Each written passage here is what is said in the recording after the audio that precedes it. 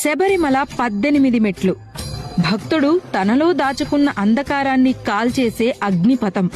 మెట్టు మెట్టున శరణాగతి స్వరూపంలో పునర్జన్మ పొందే ప్రదేశం ఇది.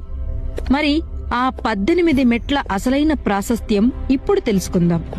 41 రోజులు కఠిన నిష్ఠతో అయ్యప్ప దీక్ష తీసుకునే స్వాములు శబరిమలలోని మణికంఠుని సన్నిధిలో ఈ పవిత్ర 18 మెట్లు ఎక్కి స్వామిని దర్శించుకుంటారు. ఈ 18 మెట్లను పరశురాముడు నిర్మించాడని, వీరమణికంఠుడు తన అస్త్ర శక్తిని వీటిలో దాచేశాడని పురాణాలు చెబుతున్నాయి. అసలు అయ్యప్ప దీక్ష అసలు ఉద్దేశం ప్రతి ఏడాది ఒక్కో మెట్టుపై ఒక్కో దుర్గుణాన్ని విడిచిపెట్టడం. 1 నుండి 6 మెట్లు అరిషడ్వర్గాలను జయించడం, 7 నుంచి 9 మెట్లు త్రికరణ శుద్ధిని సాధించడం, 10 నుండి 14 మెట్లు ఇంద్రియ నిగ్రహం అలవరుచుకోవడం, 15, 16, 17 మెట్లు సత్వ రజో తమో గుణాలను త్యజించడం, 18వ మెట్టు అజ్ఞానాన్ని పూర్తిగా విడిచిపెట్టేందుకు నిదర్శనం. మోహిని అవతారంలో ఉన్న విష్ణువుకు, శివునికి పుట్టిన హరిహరసుతుడే మణికంఠుడు.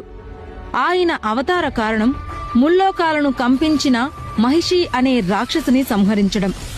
మహిషిని వధించిన తర్వాత తనని పెంచిన పందలం రాజుకు తాను శబరిగిరిపై కొలువు తీరనున్నట్లు చెప్పారు. చతుర్వేదాలు, శాస్త్రాలు, అష్టదిక్పాలకులు 18 మెట్లుగా అమరి ఆ మణికంఠునికి అందలాన్ని నిర్మించాయి. ఆ పవిత్ర మెట్లపై తన పాదాలను మోపి పట్టబందాసనంలో కూర్చొని యోగ ముద్రతో దర్శనమిచ్చి చివరికి జ్యోతి రూపంలో మాయమయ్యారని పురాణం చెబుతోంది. ఈ పావనమైన 18 మెట్ల విశిష్టతను మన అయ్యప్ప స్వాములతో తప్పక పంచుకోండి.